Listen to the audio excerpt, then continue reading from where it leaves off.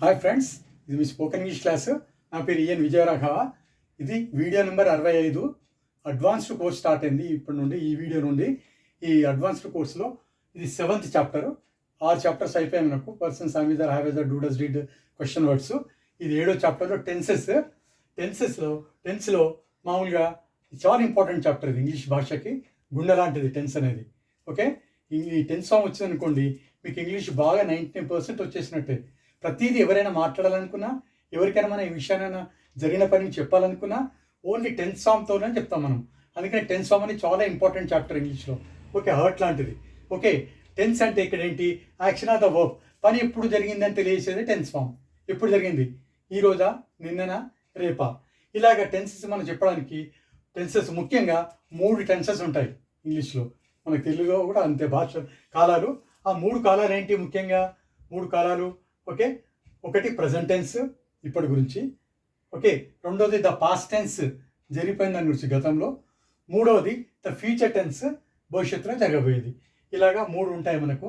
అది ఒక్కో దానికి ప్రజెంట్ టెన్స్ అంటే చూడండి, ఇప్పుడు టెన్స్ ఫామ్లో ప్రజెంట్ టెన్స్లో ఉదాహరణ చూడండి. Example, I go to college now. నేను ఇప్పుడు కాలేజ్ వెళ్తాను, ఇది జరిగే పని. ఐ అటెండ్ క్లాస్, నేను క్లాస్ అటెండ్ చేస్తాను. ఓకే, ఐ స్పీక్ ఇంగ్లీష్, నేను ఇప్పుడు ఇంగ్లీష్ మాట్లాడతాను. I by A car now, నేను ఇప్పుడు కార్ కొంటాను. ఏదైనా ఇప్పుడు జరగబోయే పని వర్బ్ మొదటి ఫామ్ వాడతాం ప్రజెంట్ టెన్స్ ఫామ్లో ఇక్కడ. ఓకే, నెక్స్ట్ సెకండ్ వచ్చేసి ద పాస్ట్ టెన్స్, అంటే గతంలో జరిగిన పనిని మనం పాస్ట్ టెన్స్ తెలియజేస్తాం. ఇక్కడ ఏంటి? I went to college yesterday, నేను నిన్న కాలేజీకి వెళ్ళాను. జరిగిపోయింది, అందుకే వెంట్ వాడాను. ఇక్కడ రాసిన చేయండి వర్బ్ ఫామ్. గో అంటే ఇప్పుడు, vent past, gone present perfect. Okay, vent అంటే జరిగిపోయింది. I went to college yesterday, నిన్న కాలేజీకి వెళ్ళాను. I bought a pen yesterday, నేను నిన్న పెన్ను కొన్నాను. ఐ రోట్ ఎగ్జామ్ ఎస్టర్డే, నేను నిన్న పరీక్ష రాశాను. Right, wrote, return. ఓకే, అలాగే give, given. I gave a gift yesterday, అది గిఫ్ట్ ఇచ్చాను, అంటే పాస్ట్లో. ఓకే, ఇది పాస్ట్ టెన్స్లో. నెక్స్ట్ మూడోది వచ్చేసి ద ఫ్యూచర్ టెన్స్ అనేది భవిష్యత్తులో తెలియజేస్తుంది వాక్యం.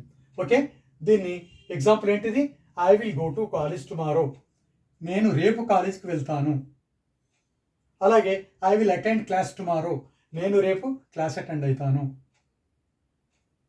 ఓకే, అలాగే I will talk to you tomorrow, నేను మీతో రేపు మాట్లాడతాను. Verb first form. ఇలాగా విల్ కానీ షెల్తో పాటు వర్బ్ యొక్క మొదటి ఫామ్ వస్తుంది ఎదురు ఫ్యూచర్లో. ఇలాగా present tense, past tense, future tense 3 ఉంటాయి టెన్స్లో. కాలము ముఖ్యంగా కాలాలు 3: ప్రజెంట్, పాస్ట్, ఫ్యూచర్, ఇప్పుడు, గతం. ఇవి ఉదాహరణలు కూడా ఇచ్చాను మీకు. ఈ ఉదాహరణలతో పాటు ఇది కూడా బాగా చూడండి. టెన్స్ ఫామ్ చాలా ఇంపార్టెంట్ చాప్టర్. మరోసారి చెప్తున్నాను నేను. Tense form, once you're perfect in tense form, you can speak like English like anything. Nobody can't speak to you.